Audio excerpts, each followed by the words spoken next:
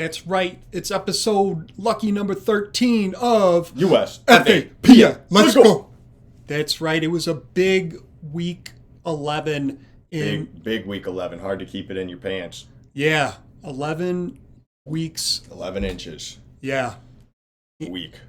And it was a big one. But anything go down in Ray's life? Who's Ray?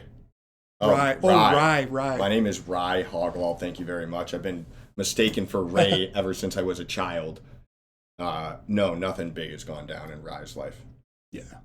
Right on. Well, that's how it came down, and we will move along to this week's first.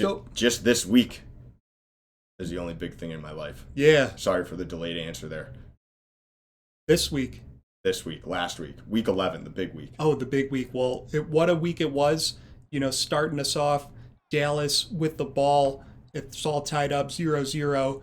And QB Church not running with it, the ball. Not even the play fake. Oh, check this out. Church with the touchdown. Get on your knees and pray. He took him to church. Yeah, number 15. There we go. And then following that up, Dallas was still up 7, so St. Louis responded with a big bomb to McNamerson. Love to see Namerson out there on the field. Great, well-run, executed route. Executed. Nobody doesn't want you to talk about it. Oh, no, they don't.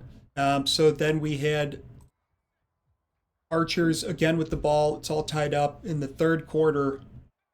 And St. Louis has been hard to beat, but Dallas keeping it close through the first half. Fake handoff. That Archer kind of swole too, huh? Oh, look at that! Like an arrow, right to Kevin Lee with the touchdown. Blown coverage there. He was wide open. Wide open, yes, he was. And St. Louis, ultimately was up 7. It was the fourth quarter. They had 12 minutes on the clock, and Dallas had the ball at the 10-yard line. Really looking a chance to come back here. Yep. The Dracos. Oh, but it was a big sack that really set them back. Wow. And ultimately, John Smith with the sack. Another number 15. Definitely the name of somebody in witness protection. Well, the game ended, the way most St. Louis games do, huh? St. Louis on top. Yes. Yep. St. Louis on top. Dallas falls further in the Western Conference. Dallas is now 4-7, and St. Louis leads the East with a stellar 8-3 record. Yeah, pretty fun to watch St. Louis watch every week. Just getting a little predictable. Little predictable. They're about to whoop your ass. So then in our next game, speaking of some whoop ass, we had the Mafia take on Tampa Bay. And Tampa Bay, number 10, their quarterback, takes on the whole kind of tide of the game right here. Looks like a little bit of rain. Oh, my God. Wearing the Waterworld uniforms here. Wow, what a run. What a big-ass quarterback. Yeah, that was sick. Ben Roethlisberger looking fucker. Golden cleats and all. Okay, so then we had Tampa Bay again with the ball, up 7. Thought the quarterback was going to run it after that. Yes. Oh my God, it made him an offer they can't refuse. Nope, they couldn't refuse that one to Vaughn. And are the Mafia's uniforms dirty, or is that just a speckled brown white that they're wearing? I think it's a speckleberry, or it's like a tan, cream. Big sacks of dough required right here from Hendricks Harlow with the sack. Nice play there. And made him do a jumping jack. Was easy, he said. Let me keep working out. Let me get some extra reps. Tampa Bay was up, but, the Mafia still continuing to... Did the Mafia even have the ball except for when they were getting sacked?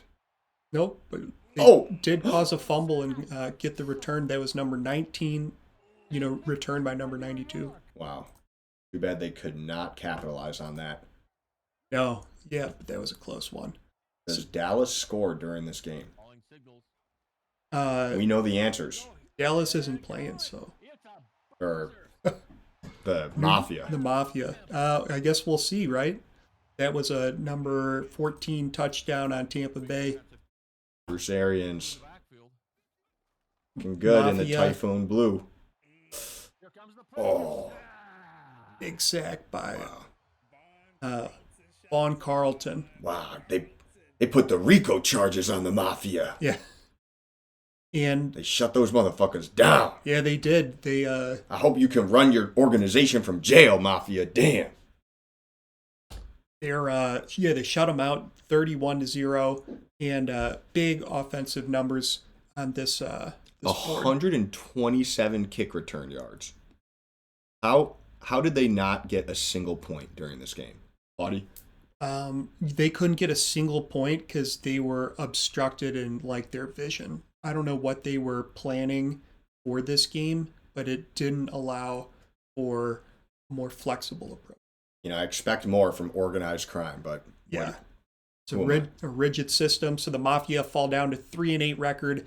Tampa is now at 6-4, getting back over, or 6-5, so getting back over 500. My day, if you even talked about the Mafia losing more than 5 games a season, you'd be somewhere with some lead shoes on under a river. Yeah, you'd be losing 5 fingers. Yeah. So in the SoFi Arena or Stadium, we got the Arizona against Huntington Bay. Huntington Beach. Playing in this San Francisco stadium, wearing let's focus on the touchdown. It was a good touchdown right there. Good decision making by the quarterback on the throw, if not on what he wore this morning. But, we can't really put that on the players, can we? Yeah. Tampa, we can't put it on Money Mills' back for carrying that one. Oh. On the touchdown, Huntington Beach. Is it Beach or Bay? I have no idea, but I do know this. HBV is dangerous. It's Beach. Yeah, very dangerous, like sharks in the water. We got Good with the touchdown. Oh, my God. And following it up on our third clip, we've got coming back, Huntington Beach. About to get the ball snapped.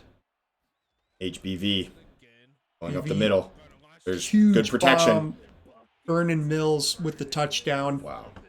This lot of mills in this game. You love to see these mills. Yeah. A lot of grain to be produced with all the mills in this game. Yeah. That's a mill pun for you. And Arizona then had the ball, and what are they going to do with it? This does not look good. Took him down in the Easter basket. Phenom Chisholm. Wow. Sick name. He looks like one of those Easter eggs that you never find until a month after Easter. Oh, like stanky eggs? Not like a plastic egg. Oh, okay. Then Huntington Beach, Good with another touchdown. And we hear Good's name so many times every week. A lot of times it's because we're just saying, good, this person scored. But more times than not, it's because there's literally someone named Good scoring. Huntington Beach gets another sack. That one going to Cliff Allen. HBV, you got to watch out. It'll ruin your life. Yeah, it'd get tested. And, Arizona got tested in this game. As you can see in our 7th clip. Not a lot of protection for Arizona at all. And when you're going up against HBV, that is a recipe for disaster and burning piss. Number 50 with the sack. HBV now up. And guess who it's going to? Good. It's good. Oh, my God. 2 hands. Oh, and just gets over the line, too. You love those old school players that never taunt or don't try to do anything funky right at the end in the end zone. Just put 2 arms around it and run, baby. Yeah, that was supposed to be a big battle. Huntington Beach shows its defensive prowess once again. Huge victory, taking a 3-game lead over the Rattlers. So, upon further reflection, after seeing that the Rattlers are the second team that lost in a lopsided way and did lead the kick return yards, I don't think it's that they weren't able to convert some great special teams play that led to them only leading in that statistic. I think it's the fact that the other team scored so many fucking times that The Rattlers were getting 5 or 10 yards on every kick return, but when you're scoring 12 touchdowns, that's some analysis for you. Now, that's a good metric to look at, the number of kick returns.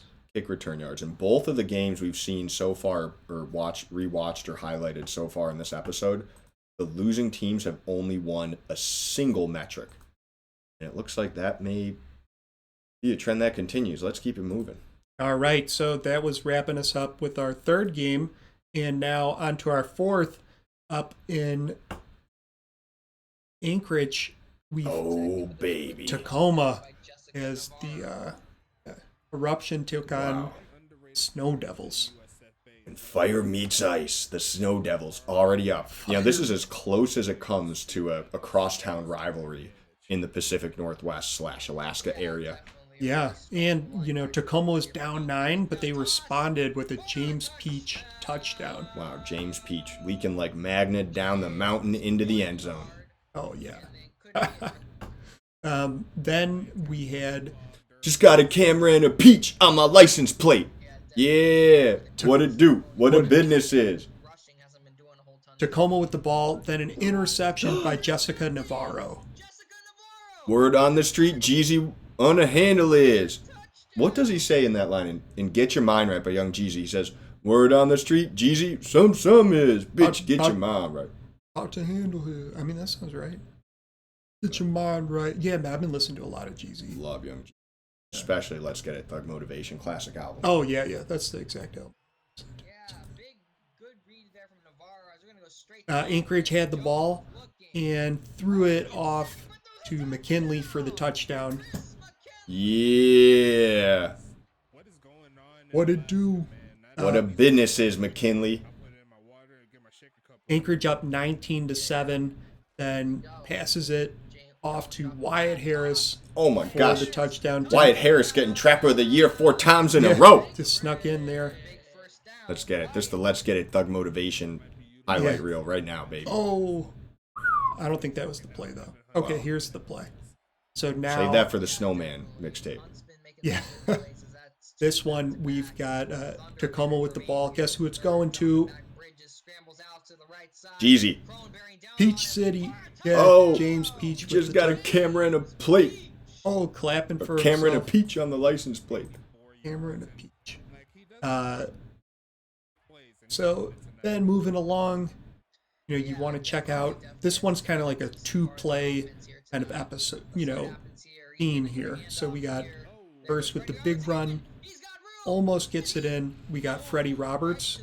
I love Alaska's uniform colors here. If it wasn't Alaska, you wouldn't think they were ice blue. You'd think they were baby powder pimpin' blue. Baby powder pimpin' blue. Damn. Anchorage with the ball Tattoo again. that on your neck. Freddie Roberts then with the touchdown. So good way to follow it up. Then Freddie Roberts, probably a real namer, aka somebody whose real name is their USFA name. But I'm speculating. Mm-hmm. Then we had Davis. Davis. This other player. Oh, what an effort. Big effort there. Wow, he leaked through like magna through the tectonic plates for that score. Oh, yeah. And that's ultimately how it all cooled down after the lava flow. 33-21, Anchorage taking over Tacoma. I love to see those boys up north go get it done. Another one where the losing team only won a bare minimum of the statistical battles here. Kick returns among them, passing yards, interesting to see. I'd love to get a stat specifically for the Tacoma games. How many eruption puns do we use, and how many eruption puns do we use that we used before?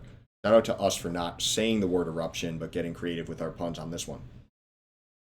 Absolutely. That's how I'm seeing things as well. And to our viewers, comment your favorite eruption pun in the comments. Yeah. There we go. We want to hear from you. Anchorage is currently 6-5, and Tacoma goes to 4-7.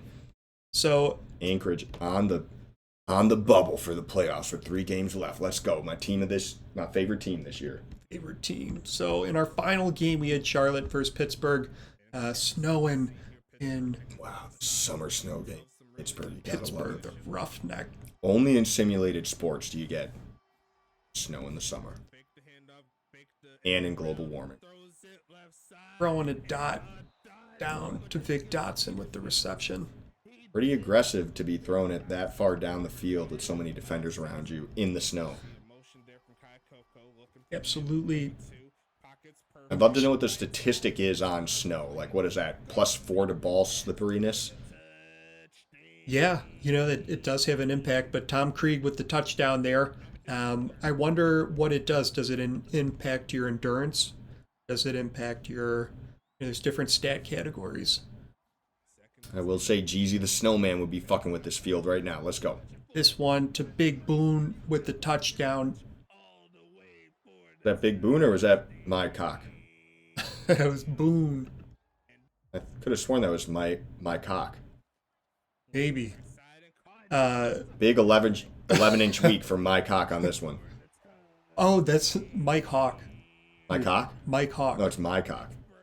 That's number 4. That's who we just saw, Mike Hawk. Hawk. And Charlotte with the ball. Oh my gosh, their uniforms blending in with the snow here. So many points for such a snowy game. Coco with the touchdown, though. Ultimately, it looks like the snow kind of cleared up a little bit. Charlotte taking advantage. Pittsburgh in there. Huge bomb. Ryan Davis touchdown.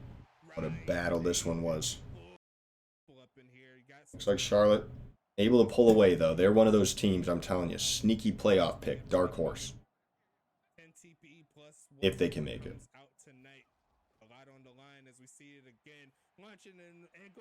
Ooh. Oh, interception. They just were throwing the ball all over. Montaigne. Not a interception, Montaigne. a pick 6. Montagna. Tony Montagna. Montagna.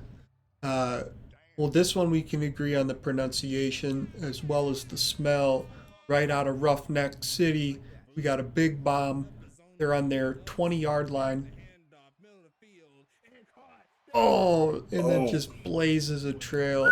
Anthony Stank with the touchdown. Wow, they smell that one in the nosebleeds. Oh, that might be what's making their nosebleeds. The stank. Can't go to Pittsburgh without the stank. And finally, we had Charlotte come back with Coco with the touchdown. And it's too bad that Charlotte wasn't playing Tacoma because they definitely erupted for 49 points during that last game. Oh, yeah, definitely. There was a big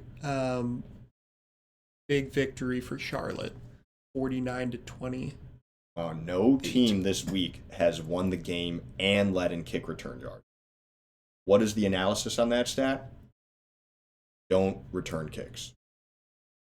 Don't return kicks. Don't return a kick. The less kick return yards you have, the more likely you are to win. That's just math, buddy. Okay. I'll take it from me. We'll do some peer review on that. Maybe. But, Charlotte has the number 3 seed in a 5-6 record, while Pittsburgh falls 2 games back in a 4-7 record to show for it. I got to tell you, Charlotte is 5-6. Feels like they're 6-5. Yeah. That's how I'd put it as well. They're gritty. Now it feels like they're 6-4-1. Oh. A little bit better. Yeah, that's right, with the tie in there.